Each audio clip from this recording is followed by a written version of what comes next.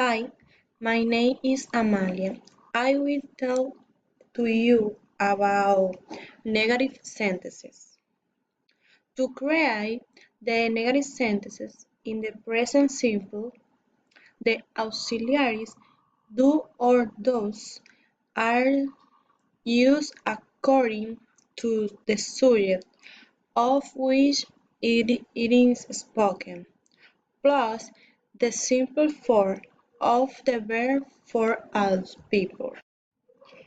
Use don't to I, you, they, we, and use doesn't to he, she, it.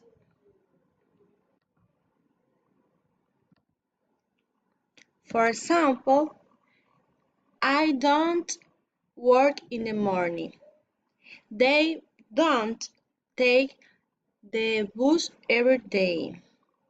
We don't study English. And use doesn't. Joseph doesn't work in the morning. She doesn't go to church every Sunday. He doesn't study English. It is very important that a student can learn to form negative sentences. Thank you.